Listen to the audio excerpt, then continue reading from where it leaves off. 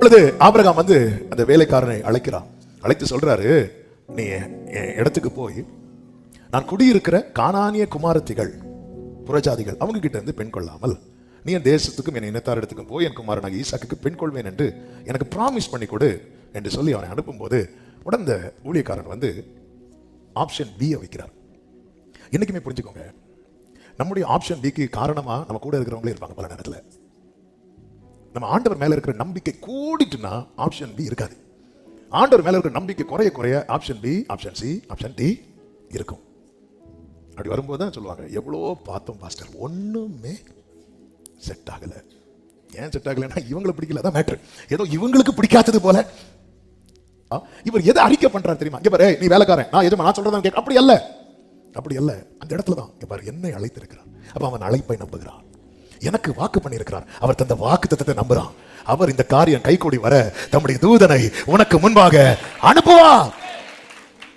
Option ஏல ஸ்ட்ராங்கா இருக்கிறார். ஆப்ஷன் ஏல ஸ்ட்ராங்கா இருக்கிறார். கூட இருக்கிற ஆப்ஷன் டி வைக்கட்டும், ஆப்ஷன் சி வைக்கட்டும். ஆனா ஆபிரகாம் ஏல ஸ்ட்ராங்கா இருக்கிறார். அவ்வளவு நம்பிக்கை.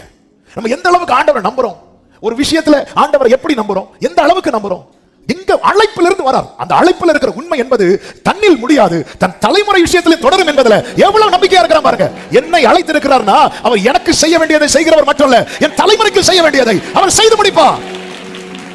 மேரேஜ்ங்கிறது ஒன் டே ஈவென்ட் கிடையாது, ஒரு நாள் பிரமாண்டமா நடத்திவிட்டு. ஆமென்.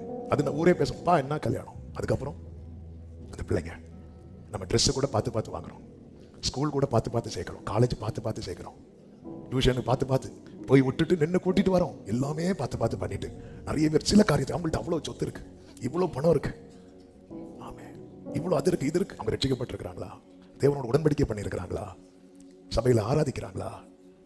ஆமே. சரி, நீங்க இந்த காரியத்துல நீங்க ஸ்ட்ராங் ஆயிட்டீங்கன்னா கர்த்தர் நீங்க சொல்ற வார்த்தை தான், கர்த்தர் தம்முடைய தூதனை அனுப்புவார். ட்ராக் கிளியர் ஆகும். இயேசுவின் நாமத்திலே இப்படி காத்திருக்கிறவர்களுக்கு கர்த்தர் ட்ராக் கிளியர் பண்ண போறா. சீக்கிரம் உங்கள் கூடாரங்களிலே மணவாளனின் சத்தம், மணவாட்டியின் சத்தம் கேட்கப்பட போகிறது. இயேசு கிறிஸ்துவின் நாமத்திலே ஆமென் சொல்லுங்க பார்க்கலாம்.